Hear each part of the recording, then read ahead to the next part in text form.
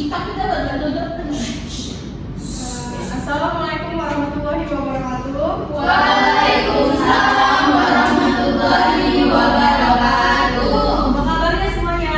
Baik, Bu. Sudah makan? Belum. Nanti ya setelah pelajaran Ibu. Ya. Oke, Bu. Nah, jadi hari ini kita akan membahas cerpen ya. Sebelumnya yang tahu apa itu cerpen? Cerita pendek. Ya, benar sekali. Jadi kita hari ini akan mempelajari pengertiannya, ciri-cirinya, struktur, unsur, dan juga ada contoh dari cerpen ya. Jadi kita langsung saja masuk ke pembahasan kita.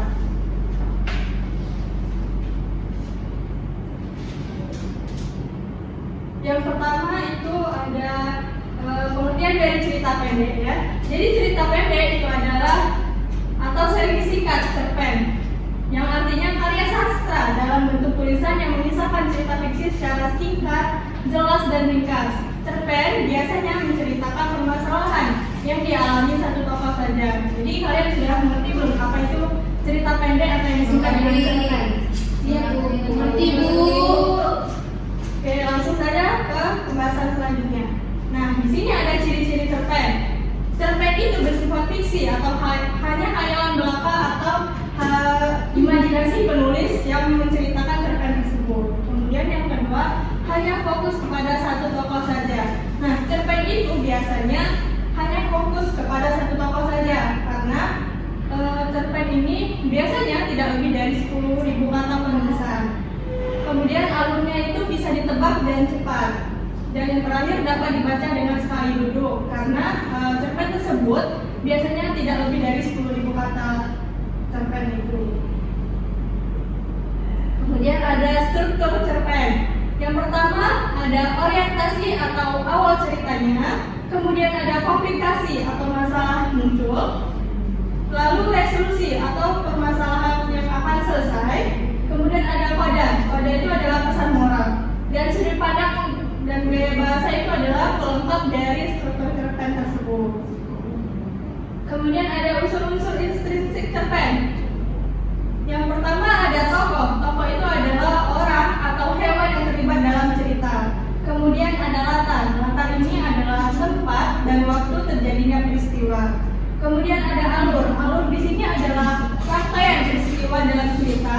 Kemudian ada tema. Tema di sini adalah gagasan utama atau pesan yang ingin disampaikan. Yang terakhir ada amanat. Amanat di sini adalah pesan moral yang ingin pembaca sampaikan. Kemudian Ibu ada contoh dari cerpen ya. Silakan bagi yang ingin membacanya. Saya, Bu. Saya dulu saudari Mariska. Pensil kesayangan. Hari itu Dira sedih sekali, pensil kesayangannya patah. Pensil itu hadiah dari kakaknya saat Dira juara kelas. Dira mencoba memperbaikinya, tapi tetap saja pensil itu tidak bisa digunakan seperti dulu. Akhirnya Dira belajar menerima dan menggunakan pensil lain. Dia sadar bukan pensilnya yang membuat dia semangat belajar, tapi dirinya sendiri. Oke, terima kasih. Kita beri apresiasi dulu. Nah, sekarang Ibu ingin kalian menganalisis struktur dan unsurnya ya. Coba saudari Marieta untuk menjelaskan unsur dan strukturnya. Saya ya, Bu. Iya. Jadi struktur cerpen dari pensil kesayangan ini yang pertama ada orientasi. Nah, orientasinya itu Dira sedih pensilnya patah. Terus komplikasi. Nah, komplikasinya itu Dira mencoba memperbaiki pensil tapi gagal. Yang ketiga itu resolusi. Nah, resolusinya itu Dira belajar menerima dan pakai pensil lain. Untuk kodenya itu ia sadar semangat belajar itu berasal dari dirinya sendiri. Ini unsur cerpennya juga ya, Bu? Iya. Yang pertama itu ada tokoh. Tokohnya adalah Dira. Yang kedua latarnya rumah. Yang ketiga alurnya maju. Yang keempat temanya belajar menerima. Yang keenam amanatnya semangat belajar itu berasal dari diri kita sendiri. Itu saja, Bu. Terima kasih untuk Marieta tangan. Nah, itulah tadi sudah ada pengertian, ciri-ciri, struktur, unsur, dan juga contohnya. Jadi hari ini kita sudah belajar tentang cerpen ya. Jadi untuk tugas kalian minggu depan, membuat cerpen pendek yang kalian suka, lalu kalian analisis unsur dan strukturnya. Jadi terima kasih sudah semangat untuk belajar hari ini. Ibu tutup pertemuan hari ini. Wassalamualaikum warahmatullahi wabarakatuh. Waalaikumsalam warahmatullahi wabarakatuh. Terakhir,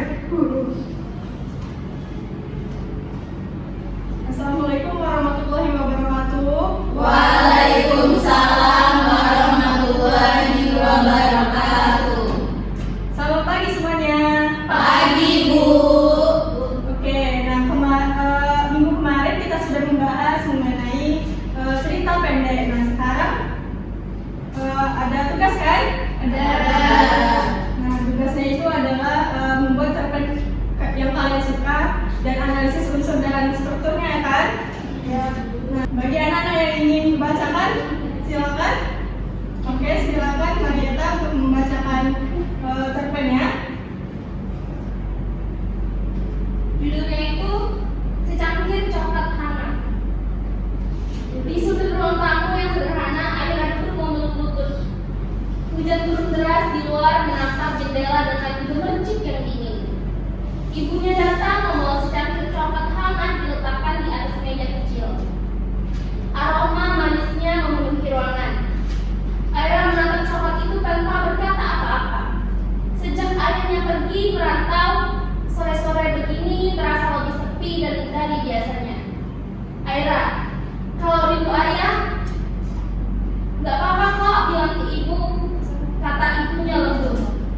Aira mengangguk pelan, ia meraih satu coklat itu, menyesap pelan, membiarkan hangatnya mengisi hatinya yang kosong. Hujan di luar tetap turun, tapi di dalam Aira masih merasa hatinya mulai sedikit menghangat. Analisisnya yang pertama itu ada orientasi. Orientasinya Aira duduk di ruang tamu saat hujan. Komplikasinya Aira merasa sedih dan merasa kesepian. Resolusinya ibunya datang dan mengajaknya berbicara. Untuk padanya Aira mulai belajar menerima kenyataan dan keadaan. Selanjutnya ada unsur intrinsiknya Bu. Tokohnya yaitu Aira, ibu, ayah yang disebut tapi tidak muncul. Yang kedua latar ruang tamu saat hujan turun sore hari. Yang ketiga alurnya maju. Yang keempat tema belajar menerima rasa rindu dan menerima kenyataan. Yang selanjutnya itu amanat. Amanatnya kesedihan bisa dihadapi bersama keluarga. Hal kecil seperti secangkir coklat pun tetap bisa membuat kita hangat walaupun sudut pandangnya yaitu orang ketiga serta tahu. Gaya bahasanya estetik. Itu saja Bu. Oke, kita berikan tepuk tangan untuk mereka. Nah, jadi kalian sudah bisa membuat unsurnya, membuat strukturnya, dan membuat ceritanya. Jadi untuk pertemuan kali ini kita cukupkan saja. Terima kasih.